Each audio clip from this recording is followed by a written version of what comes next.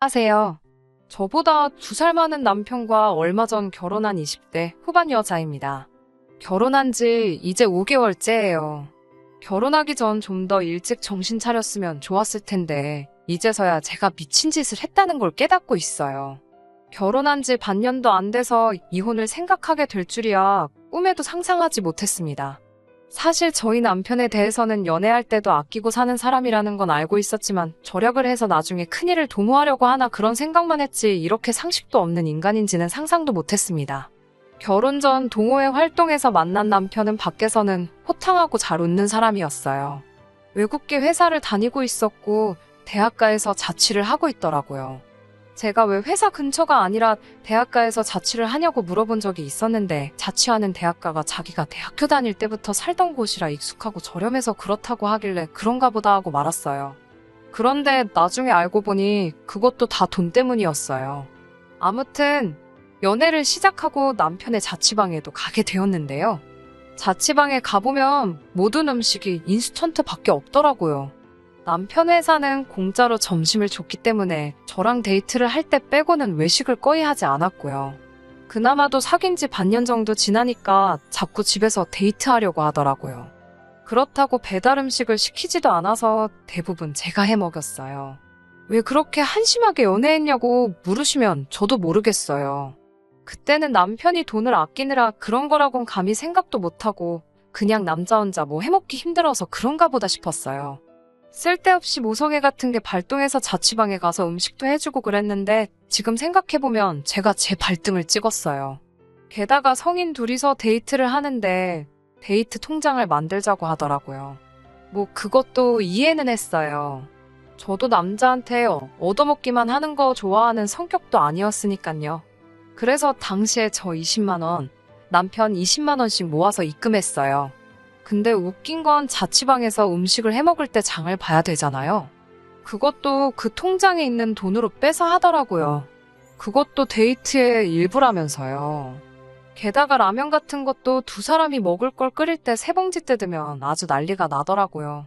그래서 그나마 인스턴트 식품도 양껏 못 먹었어요. 어이없는 건 장 봐서 해먹는 음식은 또 넉넉히 합니다. 알고 보니 음식이 남으면 자기가 다음에 혼자 또 먹을 수 있으니까 그랬던 거더라고요. 그때 생각하면 지금도 어이가 없어서 실수만 나옵니다. 아무튼 그때는 그럼에도 불구하고 제가 남편을 많이 좋아했었어요.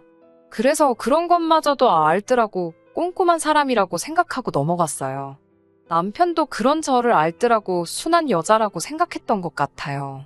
서로에 대해서 잘 모른 상태로 저희는 1년 정도 연애를 계속했고 그렇게 결혼까지 하게 되었습니다. 결혼도 정확하게 반반 결혼했고 결혼식 올리고 나서는 연애할 때처럼 생활비 통장을 만들었어요. 연애 때 계속 그렇게 해왔고 둘 다 각자 직장이 있으니 생활비 통장 자체가 문제가 되지는 않았어요. 뿐만 아니라 집안일도 저희는 각자 나눠서 합니다. 제가 요리하고 설거지 그리고 욕실 청소를 하고요. 남편은 청소하고 빨래를 해요. 쓰레기 버리는 건 서로 돌아가면서 하고요.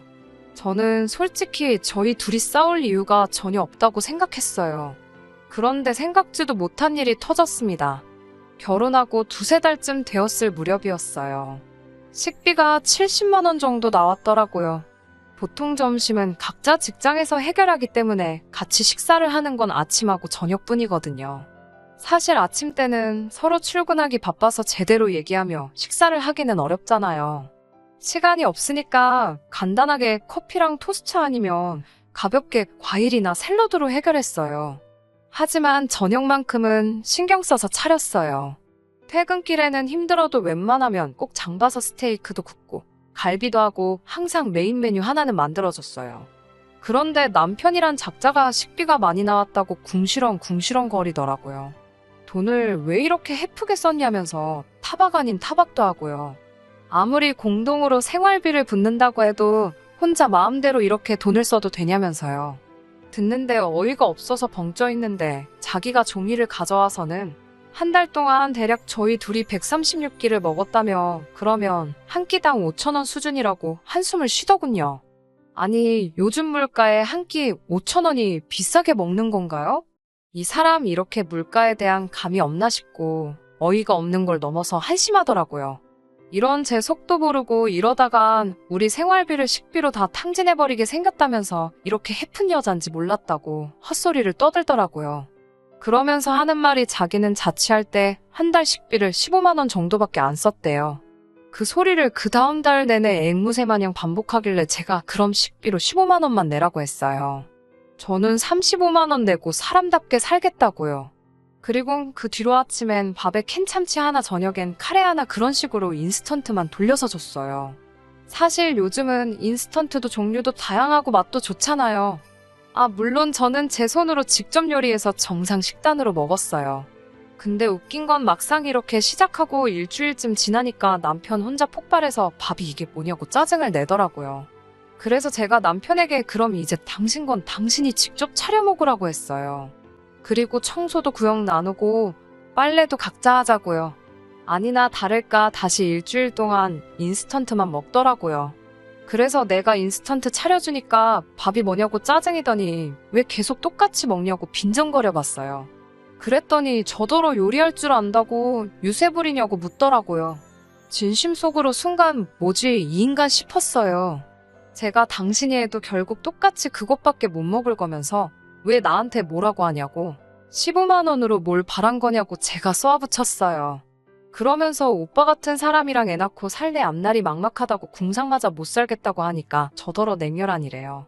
자기 남편이 이렇게 먹는데 하나도 신경도 안 쓴다면서 혼자 딴소리를 하고 있더라고요. 이때부터 진심으로 남편이 제정신으로 안 보이더라고요.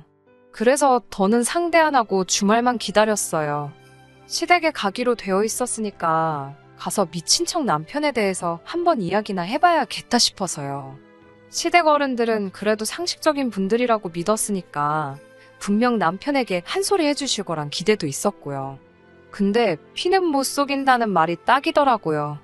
토요일 점심쯤 시댁에 도착했어요.